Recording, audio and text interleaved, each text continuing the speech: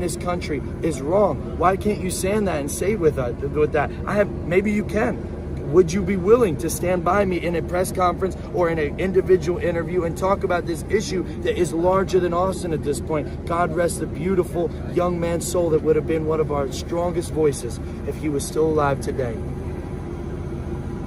Are you done? Yes, I am, sir. Okay, my turn to speak. You are part of the fucking problem, my friend. You're trying to create more race divide than bridging the gap. I do not condone anything you do. You do not have any fucking... That's called white guilt. No, let it talk. My son, let me finish. I gave you your time. You take my son's face off your website. I am not associated with you. You're creating more Austin Metcalfs with your weakness, sir. You are creating more Austin Metcalfs with your weakness. You are being weak. I gotta be honest with you about that, sir. You're being weak. Condemn your son's killer and the culture that caused it.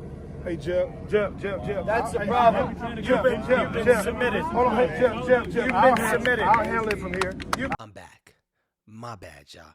I had to come out and talk about how Austin Metcalf's dad just gained some respect from me. And I also wanted to talk about the next clip, which is a girl who knows an eyewitness. But before we get to that, my quick take is, number one, the dad gained some respect from me.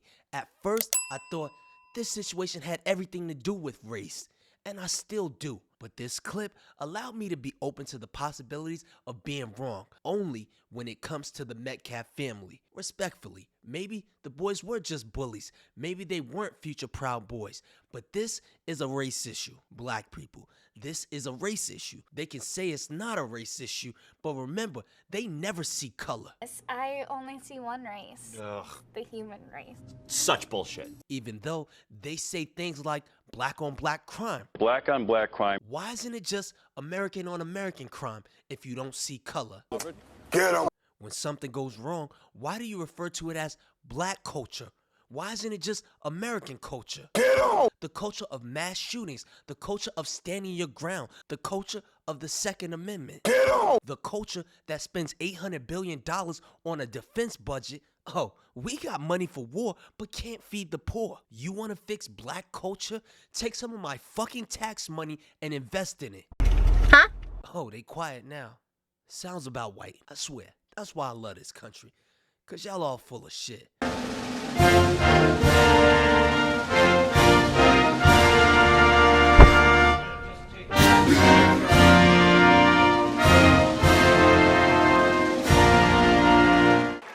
Don't mess this. Something to think about, because when it comes to the Karmelo situation, if the roles were reversed, I know me personally, I would not be defending two 6'1" YNs. I would be saying it's sad, but they should have just left him alone. Why are you messing with that white boy? He wasn't bothering anybody, and now you Fuck around and find out. But that's probably just a part of our culture. You know, black culture, who minds their business. Roll a clip.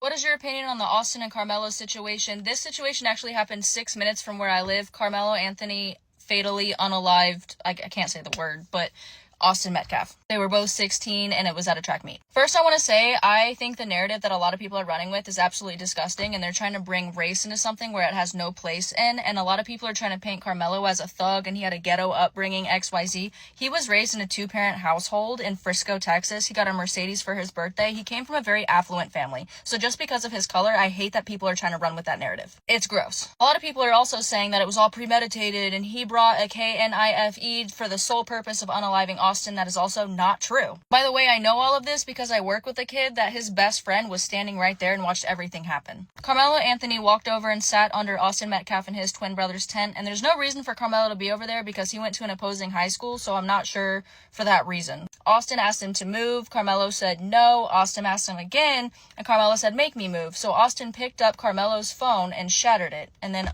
Carmelo stood up and said, I bet you won't touch me though, I bet you won't hit me though. Austin then punched Carmelo. Carmelo then went into his track bag and pulled out his cleat sharpener and unalived Austin, but it was not on purpose. At least I don't think it was a purposeful unaliving. I think he just meant to STAB him. Because when he was arrested, when he was being walked away in cuffs, he kept asking if Austin was going to be okay. It is completely tragic what happened to Austin. The whole situation is just sad. But I also don't like the narrative that y'all are spinning that Carmelo just for no reason walked up to Austin and unalived him. Because that's simply not true. I do think that Carmelo deserves jail time. He actually might get off on a lesser charge because he was touched first. But I think Austin losing his life is a tragedy, and Carmelo, I don't think, intentionally unalived him, but he does deserve jail time, but it's also sad for him. Like, these boys are both 16, and all of this happened over seating at a track meet. Like, it's fucked up. I don't think he deserves jail time.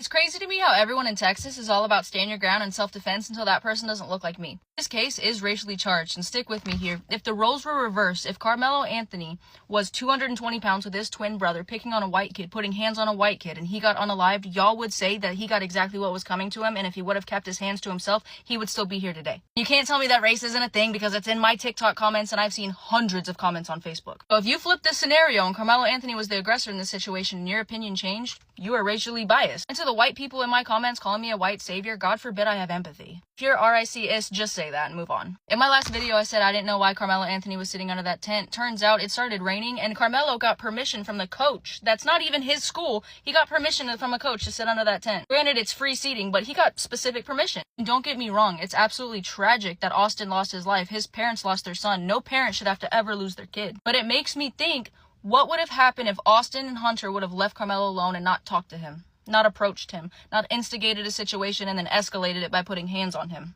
Because y'all want to say, oh, it's not self-defense. Austin and his brother are 220-pound football players, and Carmelo was 130 pounds. If you can't visualize that, I'm 180. I got 50 pounds on the kid. Not only were they both in his face, but one of them put hands on him. He was scared. I feel like Austin and Hunter were looking for trouble because if they were really so aggravated by this kid sitting there for whatever reason, they would have gotten an adult to remove him. They wouldn't have approached him, talked shit, and put hands on him. I'll probably get crucified for this, but I don't care. What's right is right, what's wrong is wrong. The funny thing about this whole situation is the brother already admitted to putting his hands on Carmelo. According to Metcalf, Carmelo was talking reckless to him. I know, reckless. Sounds like he was listening to some of that black culture music. So Carmelo was talking reckless to him, which anyone would be if someone broke your phone and put their hands on you. And Metcalf gave the media two different stories. Roll that clip. There was this kid, before I knew his name now, this kid was sitting under our tent at track. We asked him to move. He started getting aggressive and talking reckless. And my brother stepped in and said, you need to move. He's like, make me move. Austin grabbed his backpack. Most of the biased and possibly racist people covering this story won't even admit Austin put his hands on Carmelo when the brother says he did. When they tell the story, most of them omit that fact. So the second time he tells the story on Fox News, the same way the biased media is saying it.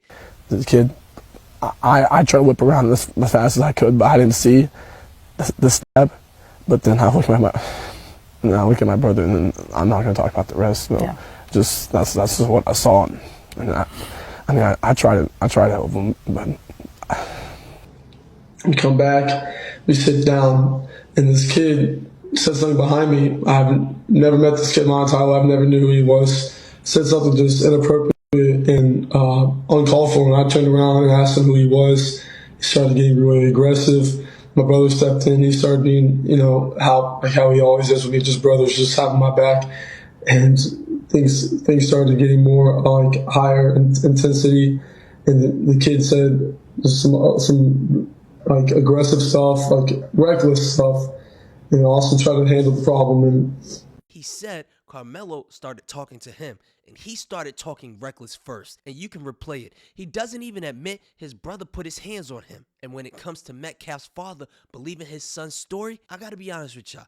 Any father would believe their son of any race. But the truth is, his son's story just doesn't add up. and there are key details missing. Example, so after Metcalf punched Karmelo, did Karmelo charge towards him with the cleat sharpener, or did Metcalf continue attacking him and then he got stuck with it? I'm also curious from Karmelo, wondering if that use of force was necessary. But we know if Karmelo was a cop, it would be okay that he may have used excessive force because he was in the heat of the moment and Officer Karmelo feared for his life. So you have to hold Karmelo, a teenage boy, to a higher standard than our police officers in this country. Yeah, you throw officer in front of the boy's name and it's fine. So the media will ask, what kind of boy was Karmelo? And I'd ask the media, what kind of boy was the Metcalf? Walking that bitch get critical, dance moves hitting so hard, shit crucial.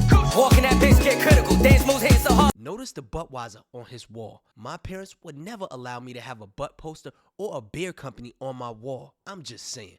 But still, I feel for the kids even though I believe he was the aggressor and it was self-defense. And that's the way I'd see it, even if the roles were reversed. But most people are biased, even some black people, because it's hard to tell races apart. If 10,000 rattlesnakes was coming down that aisle now, and I had a door here I could shut, and in that 10,000, 1,000 meant right. 1,000 rattlesnakes didn't want to bite me. I knew they were good. Should I let all these rattlesnakes come down, hoping that 1,000 get together and form a shield? Or should I just close the door and stay safe?